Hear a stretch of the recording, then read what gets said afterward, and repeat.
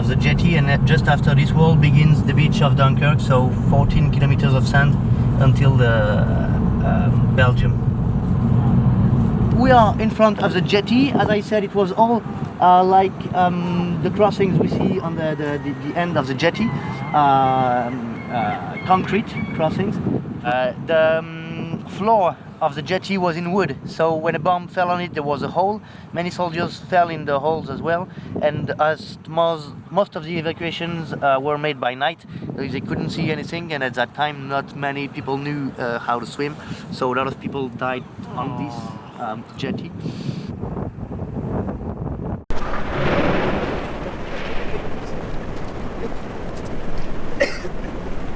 But you can imagine here, from here to Belgium are the last buildings we see.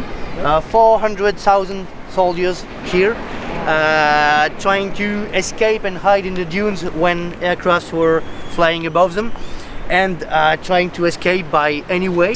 We have something like 50 shipwrecks in the sea, and two of them you can view them when the tide is low. This one, the crested eagle, is like the Princess Elizabeth, but almost twice bigger, and you can still recognize the shape of the ship and see where the paddles were, and it's quite impressive to see. And so we still find a lot of things on the beach, in the dunes. My neighbor is something like 13-14 years old. He plays with a metal detector, and he has a huge collection. He began 2 years ago, and he already gave 5 or 6 items to the Dynamo Museum. There was a Spitfire found on the beach 100 kilometers south from here last year. They find some ships, some pieces of rifle, some tanks. We still find a lot of things, and there are still people, as I said, who die every year from the ammunition from the World War II.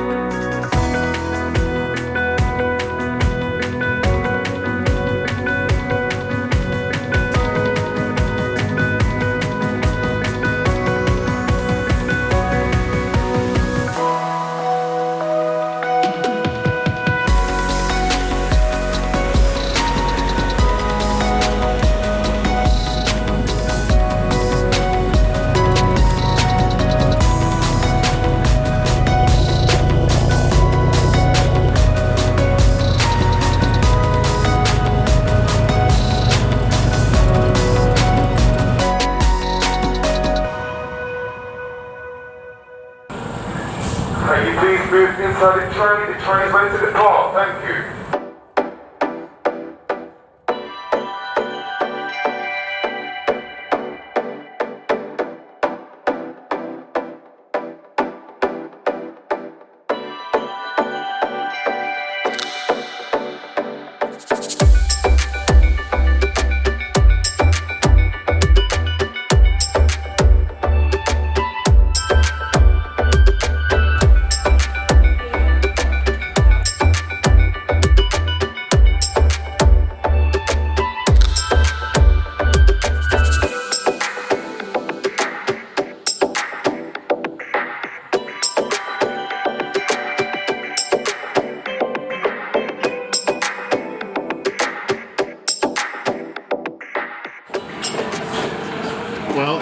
Friday, April 6th, 2018, and I just did something for the first time in my life that I hadn't imagined really, I hadn't really thought about until it kind of happened, but I just dropped my son off at an airport in London, England, to fly home by himself.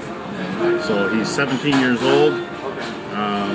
It's a bit of a funny feeling when you let your baby go for the first time, and off he goes on his own into the big old world. And now it's time for him to start writing the chapters in his one life book. And it's not a big thing. He's not like he's going away. He's just traveling by himself. But it's still a bit of a funny feeling. There's a lot of people here. It's a busy, busy place. A lot of different cultures. Lots going on. And for a small town country boy like I am and like he is, this is a pretty big world. So some mixed emotions today. Today we're going to fly up to Cambridge and we're going to visit Andy Hopper. So I'm really looking forward to that as well. Andy's been a real inspiration to me. He flew his 210 around the world, circumnavigated it solo by himself, and he gave me a whole bunch of tips and tricks and pointers on how to do what we're doing. And it'll be just really good to visit with him and Luke and just discuss some of the finer points and the technical aspects of the overwater crossings. They put a lot of things in the Pilot's Operating Handbook, the POH, that the engineers have figured out over the years, or that the engineers figured out when they built the airplane, of how best to operate it. But the airplane it's 38 years old, and new technology has changed different things, so we're learning all the time how to operate it better.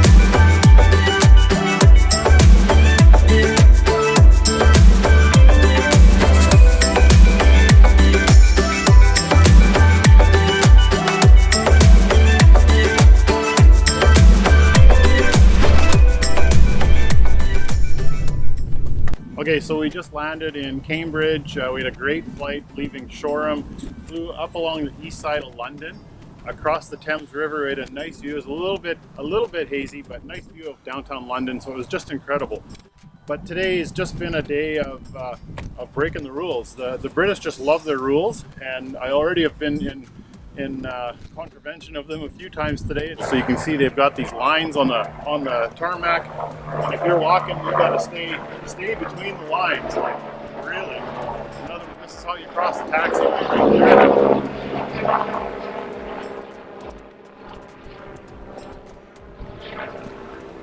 And the Brits just love their high-vis attire, and so it's also posted here. And we weren't inside the terminal for 10 seconds and we were told you need to get your high vis on, so we got it on now and we're looking great.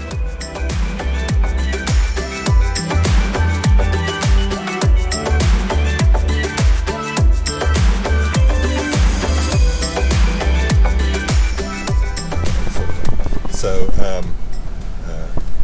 there are basically two roads in Cambridge that have existed for a long time. This one, and there's another one to the right. Of the older colleges are alongside these two roads. And we'll come up to that oldest college which is this one on the left, called Peterhouse. So this is the one from 1280, and you can see, and they're all built to look in, not to look at. So they look worse from the outside than inside. So you've got, you know, quadrangle there with the grass. So you can see that's a newer college, red bricks. So it's I don't know. I have to look it up.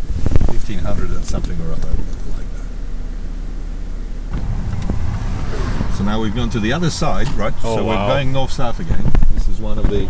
You might want to jump out and take that picture, or not, whatever, because this is the, you know, the ultimate Cambridge view. King's College Chapel. You know, bits of King's College, so that's rooms, you know. Yeah. You know, I don't think undergraduates actually are in there, but fellows have their rooms and whatever. We can't quite see the cam, but we can see the people punting with poles. Yeah.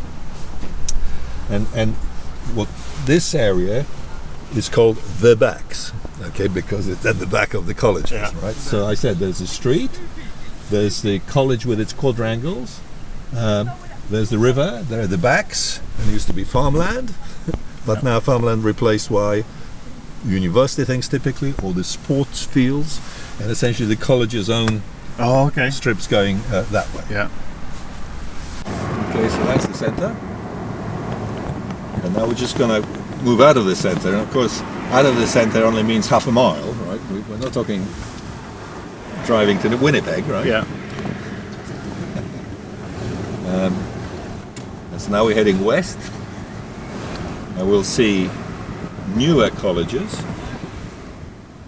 and then some newer university departments, albeit there are some university departments in the centre, like the Judge Business School. Actually, this building on the left is my department, so with the tent for the bicycles. Oh, okay. But it's, so, you know, I live in there some of the time anyway. We do this show business in the centre, but you can't do world-class research in a 600-year-old building. It doesn't work. Yeah. Tourists like it. Yeah. We put on gowns and like to do a bit of tourist show business, but this is the real life. This is how I compete with the rest of the world.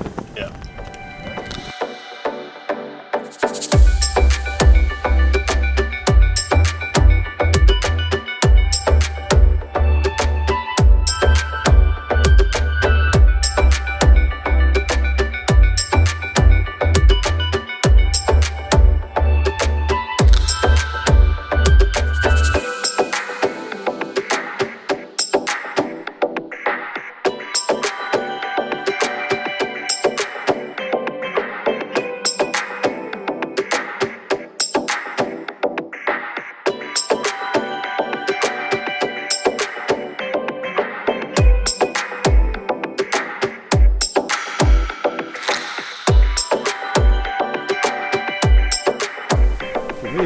The odd thing for me is I've got no contact with aviation at all, because I've come here, I fly, I go around, I do my stuff. I don't belong to any club. I do, you know, nothing, right? Zero.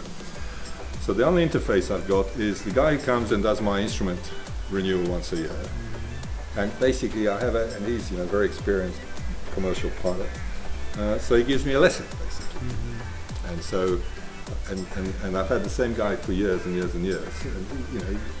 He trains me up. So at the end of the day, when he trains me, he put me into much more difficult situations which I had to handle on the test than a simple piston. In other words, essentially one thing. And because I called him up, I said, you know, it was very odd. I actually handled it, and it wasn't too bad, and I did all the things. He said, that's because it was less than I put you through on a test. And he's right. Because it was basically one thing. What is it? Don't do too much. Have a think. Where can I go? Okay, I'm descending. I'm still going. One thing at a time. Turns out I did the right thing, which was to richen up because I was lean and with one magneto gun, because it was still going around, but I wasn't getting any power, or very little power. So it turned out just gently, essentially playing with the red knob. That's when I felt it. Okay, don't touch anything. There we go. 20 miles. So that's worse, you know, over 25, 30 years of flying, you know, I've had worse in the car, so, you know. But anyway, that's my stuff.